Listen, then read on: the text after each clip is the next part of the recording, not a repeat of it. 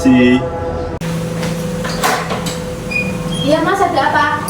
Permisi Kak, saya bisa konseling individu. Oh bisa, silakan masuk. Oke, permisi.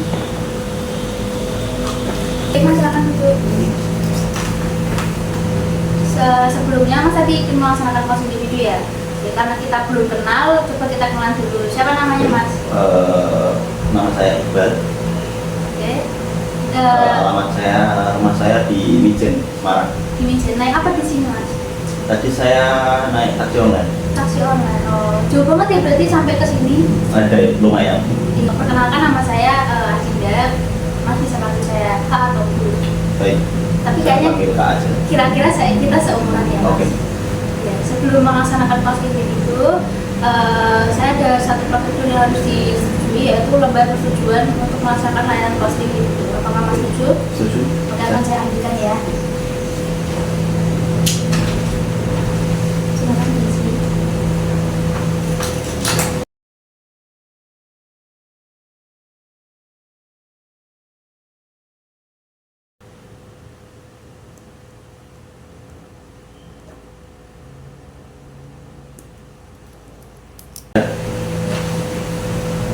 Oke, ini tujuannya supaya kita tidak ada kesalahpahaman dan saya akan merasakan apa yang Mas katakan maupun data-data di sini. Baik.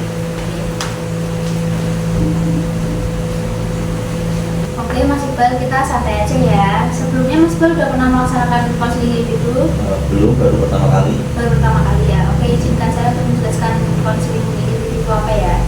Konseling individu itu adalah bimbingan dan konseling yang diberikan untuk klien dari konselor secara tatap muka untuk memecahkan masalah pribadi, sosial, karir maupun belajar dengan tujuan membantu klien memecahkan masalahnya maupun mengembangkan potensi dan mengungkapkan apa yang belum klien ungkapkan sebelumnya. Karena Mas Iqbal di sini datang dengan sukarela, jadi Mas Iqbal bebas untuk mengutarakan apa aja yang ada di hati Mas Iqbal yang belum terungkapkan, unek-unek ataupun yang ada di pikirannya Mas Iqbal, ungkapkan semua. Terus pelaksanaan konseling individu ini adalah 30 sampai 60 menit ke depan. Jadi Mas Iqbal usahakan mengungkapkan semua yang ada di hatinya Mas Iqbal. Saya di sini sebagai konselor merahasiakan apapun itu, baik data maupun informasi penting yang diungkapkan Mas Iqbal. Apakah bisa diterima? Bisa. Oke, bisa kita mulai? Bisa. Oke, apa yang kita bahas hari ini Mas Iqbal? Baik. Saya izin bercerita.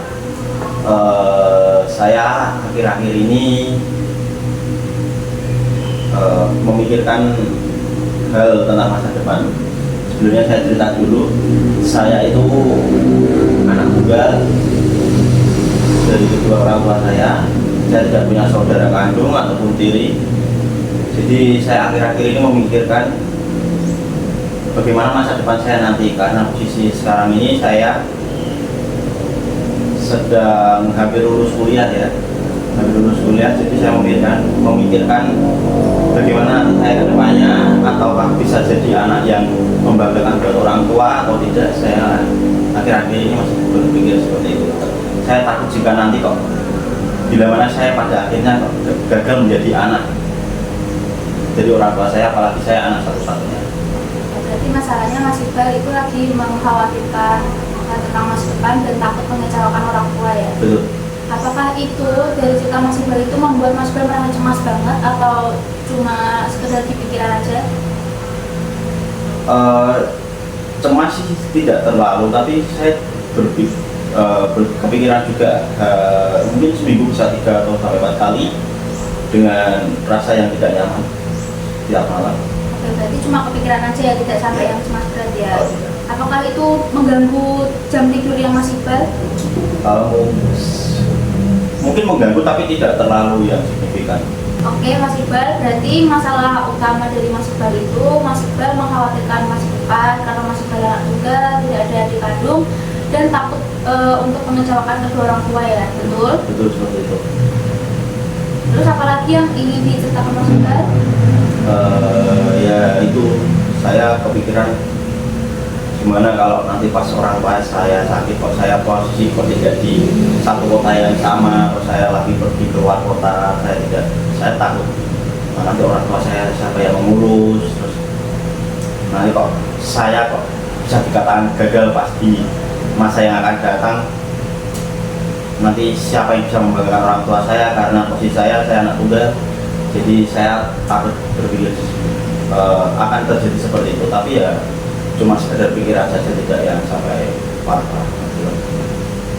Oke, berarti Mas Iqbal kayaknya lagi memikirkan tentang tanggung jawab ya, gimana nanti orang tua kalau sakit, orang tua nanti takut kalau kecewa. Sedangkan Mas Iqbal nggak ada adik atau saudara kandung yang kalau misalkan Mas Iqbal lagi gagal, ya Mas Iqbal sendiri yang nanggung ataupun orang tua yang kecewa gitu. Betul seperti itu.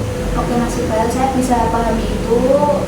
Kamu selalu memikirkan tentang masa depan meskipun kamu nggak selalu cemas dalam pikiran kayak itu ya. Betul seperti itu. Oke, biasanya ketika pikiran itu muncul, ketika kamu berpikir tentang masa depan ataupun kamu takut mengecewakan orang tua, biasanya Mas Iqbal ngapain? Karena saya merasakan itu seringnya pada malam hari, banyaknya ya saya buat main HP atau main sosmed, kalau enggak ya nonton film, atau kalau tidak ya berdoa aja biar tenang. Oke Mas Iqbal, kalau boleh aku simpulkan, berarti kamu ada rasa ingin selalu berhasil dan sukses ya, betul?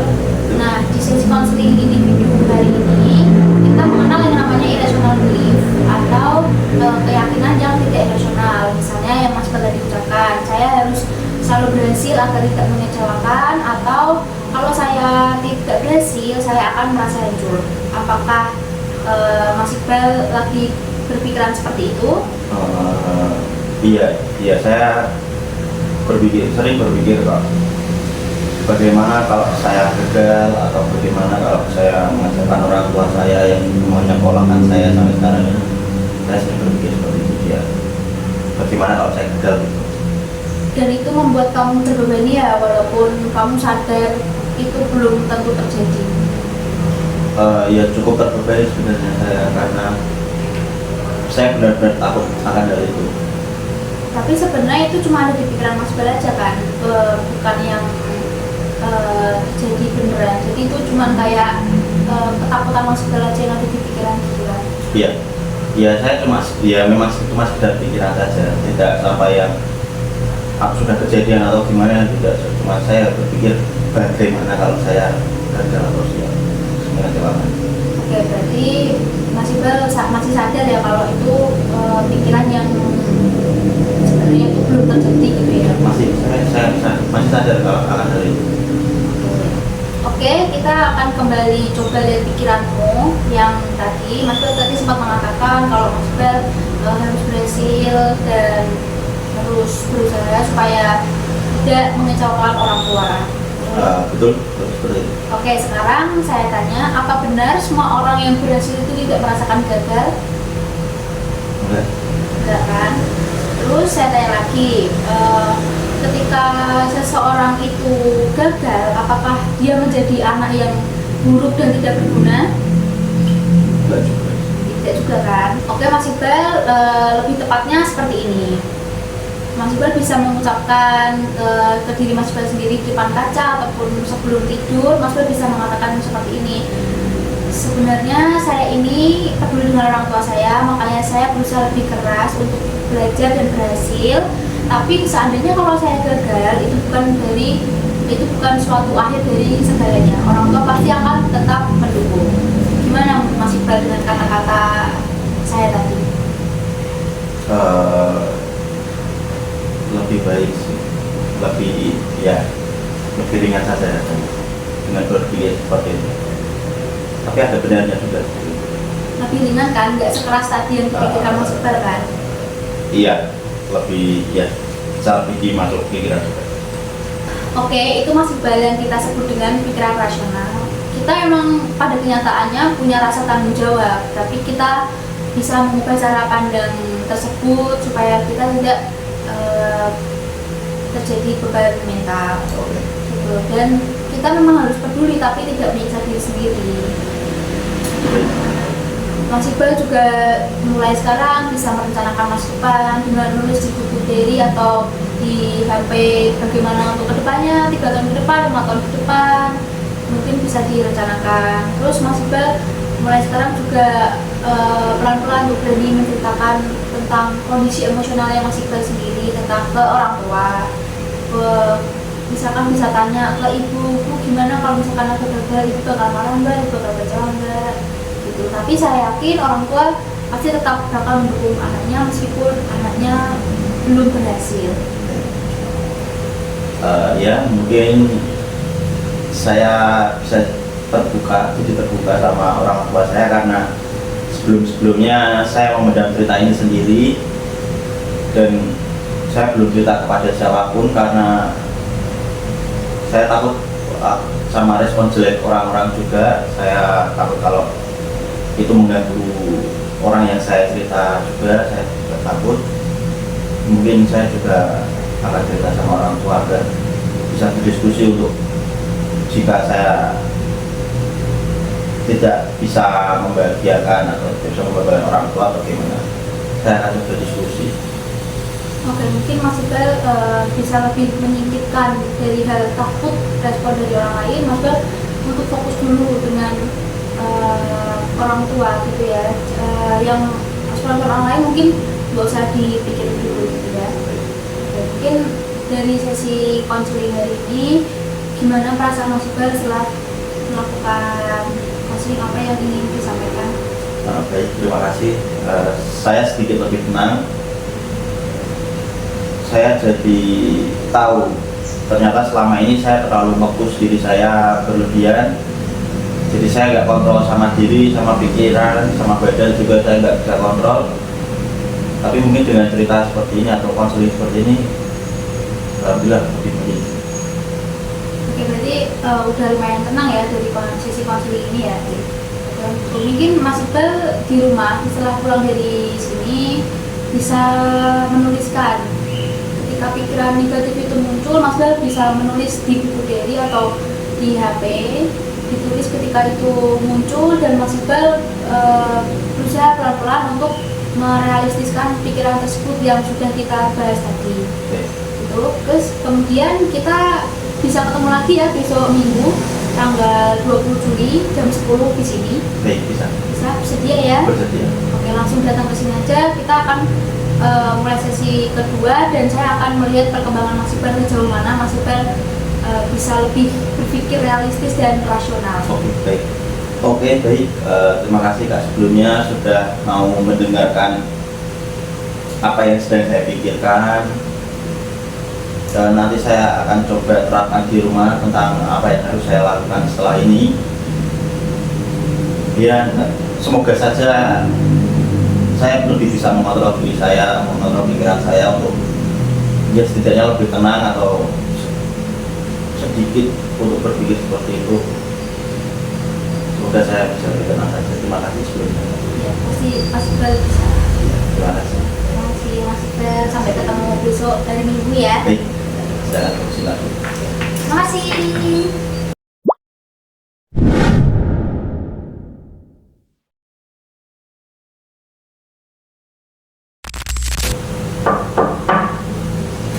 Ya. Mas Iqbal ya? Silakan masuk Mas. Terima kasih. Iya. Halo Mas Iqbal. Ya. Senang ketemu lagi sama Mas Iqbal. Ya, terima kasih. Gimana kabarnya hari ini? Baik, alhamdulillah. Hari ini baik sehat. Selama seminggu kemarin apa yang dialamin? Lumayan cerita. Ya masih ada kepikiran tapi ya udah agak ringan. Nggak seberat ya sebelumnya. Daripada sebelumnya ya? Iya. Oke, sama seperti kemarin, sesi konseling ini berjalan 30 sampai 60 menit ke depan. Jadi Mas Iqbal bebas mengutarakan apa aja unek-unek yang di dalam hati yang belum tersampaikan, silakan diungkapkan. Oke. Oke Mas Iqbal, di sesi lalu kita sudah membahas tentang gimana ketakutan Mas Iqbal mengecewakan orang tua atau takut untuk gagal, dan kita juga sudah mendiskusikan apa yang harus Mas Iqbal lakukan selama kemarin seminggu belakang itu. Gimana Mas Iqbal di rumah sudah melakukan atau apa yang dialami Mas Iqbal selama di rumah? Ya saya sudah mulai mencatat pikiran-pikiran negatif yang saya pikirkan beberapa kali dalam seminggu ini. Mungkin kemarin masih muncul 3 atau 4 kali, dan saya sudah catat pikiran buruk itu, dan saya coba lakukan apa yang sudah kakak kemarin ajarkan, dengan memberikan pikiran yang rasional juga. Ya ada beberapa yang berhasil tapi yang enggak semua, tapi overall penting. Itu satu langkah yang bagus dan luar biasa yang Mas Iqbal lakuin. Berarti Mas Iqbal udah bisa mengenal ya pikiran itu dan mulai tahu gimana merasionalkan pikiran itu ya. Ya, memang beberapa kali sudah muncul, tapi ya saya mencoba melawan pikiran itu, dan ya ada lumayan lah. Tapi kira-kira boleh nggak kalau kasih kakak satu contoh pikiran negatif apa yang sering banget muncul di pikiran Mas Iqbal? Ya kemarin sih ya yang sering muncul beberapa kali itu pikiran bagaimana jika saya gagal saja, salah satunya itu. Lalu saya coba melawan pikiran itu dengan saya berkata kepada diri saya sendiri, jika saya gagal, saya harus belajar lagi, saya harus berusaha lagi, dan orang tua masih mendukung saya, jadi saya nggak boleh takut. Jadi saya harus belajar lebih kuat, saya bisa mengambil pembelajaran dari yang sebelum-sebelumnya atau dari yang saya pikirkan agar bisa membahagiakan atau membahagiakan orang tua saya. Gitu sih. Jadi saya mencoba menerapkan pikiran-pikiran seperti itu, dan ya memang awalnya saya berat banget untuk melakukan itu, tapi ya akhirnya bisa sih. Sekarang sudah ada ringan, sama kalau ada pikiran-pikiran seperti itu saya cepat untuk mengalihkannya saja. Bagus banget. Berarti itu Mas Iqbal sudah bisa mulai mengganti dan menerima keyakinan dari yang tidak rasional ke yang lebih sehat atau rasional. Mas Iqbal juga bisa memahami dan menerima bahwa tanggung jawab ini sepenuhnya bukan kendali Mas Iqbal, gitu ya. Ya, saya juga jadi lebih tenang. Mungkin masalahnya belum hilang ya, tapi setidaknya saya mempunyai manajemen untuk mengatur pikiran saya tentang hal itu. Jadi sekarang saya lebih tenang saja. Oke, berarti kalau kamu melihat diri kamu yang sekarang dibanding pertama kali kita ketemu dan melakukan sesi konseling, apa yang kira-kira dirasa Mas Iqbal itu berubah di dalam diri Mas Iqbal? Ya mungkin dari cara pandang saya juga sedikit berubah. Saya sekarang tuh melihat masa depan tidak sepenuhnya menjadi ancaman, tapi harus kita hadapi, dan memang itu untuk mencapai kesuksesan itu juga ada proses dan ada pembelajaran yang harus kita hadapi. Oke Mas Iqbal, itu insting yang sangat kuat yang sudah muncul di dalam diri Mas Iqbal. Jadi bukan masa depannya yang diubah, tapi bagaimana cara Mas Iqbal melihat atau memikirkannya gitu ya? Iya betul. Oke, jadi kita bisa lihat di depan ada poin-poin yang harus tetap Mas Iqbal lanjutkan dan kerjakan, yaitu yang pertama sudah kita bahas kemarin, yaitu tetap menulis pikiran negatif ke buku diary atau di HP. Itu ditulis ketika Mas Iqbal pikiran itu muncul, kemudian Mas Iqbal mulai merealistiskan atau mengubah pikiran irasional itu menjadi ke rasional, karena Mas Iqbal tadi bilang sudah mulai dan bisa melakukan hal itu bagus banget, itu bisa diteruskan. Dan kemudian diskusi dengan orang tua tetap dilanjutkan, bagaimana mengenai tentang emosionalnya Mas Iqbal itu seperti apa, terus diskusi tentang gimana kalau misalkan kamu gagal atau kamu belum berhasil, itu orang tua juga harus tahu, dan respon orang tua itu juga penting untuk Mas Iqbal supaya Mas Iqbal enggak terus melakukan pikiran-pikiran rasional yang bakal belum terjadi ke Mas Iqbal gitu ya. Oh ya, baik. Nanti saya akan coba terapkan satu persatu dan pelan-pelan. Semoga saja lebih ringan. Oke, bagus banget Mas Iqbal.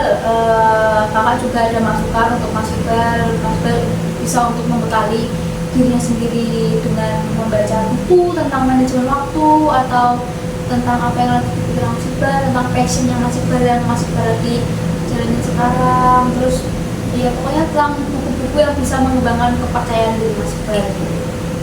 Oke, baik. Mungkin saya rasa saya juga sudah punya bekal untuk menghadapi ini. Mungkin ya tinggal biasa aja seperti itu. Hebat banget Mas Iqbal udah ada keberanian untuk bertindak dengan keputusannya Mas Iqbal sendiri.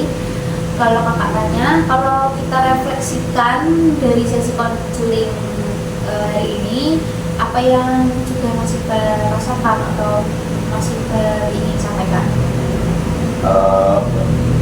Alhamdulillah lebih lega. Saya juga lebih yakin bagaimana tentang masa depan itu tidak harus sempurna, tapi juga ada namanya juga proses dan juga pengalaman. Ya, saya saat ini lebih tenang. Ya, ada senang juga sih. Oke, berarti dari sesi ini kamu sudah mulai merasa lega dan merasa tenang ya, karena mungkin sudah ada gambaran depannya akan gimana gitu ya? Iya, saya juga lega juga. Alhamdulillah. Kamu sangat berani untuk mengambil keputusan, keterbukaanmu. Saya bangga banget menemani kamu dari sesi sebelumnya sampai ke sini, karena saya yakin Mas Iqbal itu orangnya kuat dan Mas Iqbal itu tidak selalu memikirkan hal yang di luar dari Mas Iqbal gitu. Pokoknya saya yakin kalau Mas Iqbal itu hebat gitu, karena Mas Iqbal laki-laki yang kuat gitu. Jadi ya tetap semangat, tetap dengan orang tua ya. Baik, terima kasih telah membimbing saya pada 2 pertemuan terakhir ini. Saya merasa lebih ringan. Saya juga tahu apa yang harus saya lakukan jika saya berpikir seperti itu. Ya, mungkin saya sudah punya bekal dan manajemen untuk menghadapi pikiran-pikiran seperti itu. Saya juga terima kasih kakak sudah mendengarkan apa isi pikiran saya. Saya juga minta tolong agar cerita ini juga jangan dilarikan kemana-mana. Iya, tentunya dong. Karena tadi kita sebelum sesi pertama kan kita kamu sudah menandatangani persetujuan, dan itu pun berlaku untuk saya untuk merahasiakan, karena saya sebagai konselor merahasiakan apapun data baik informasi yang klien sampaikan. Kamu jangan khawatir, kamu tetap semangat dan tetap bekerja keras. Mungkin kita bisa ketemu di luar sesi konseling, kita bisa pergi kemana gitu untuk silakan kamu lebih lanjut. Kalau kamu butuh apa-apa bisa hubungi saya lagi. Baik, nanti jika ada apa-apa saya hubungi kakak kembali untuk pertemuan yang lebih lanjut. Oke, terima kasih banyak. Terima kasih. Terima kasih.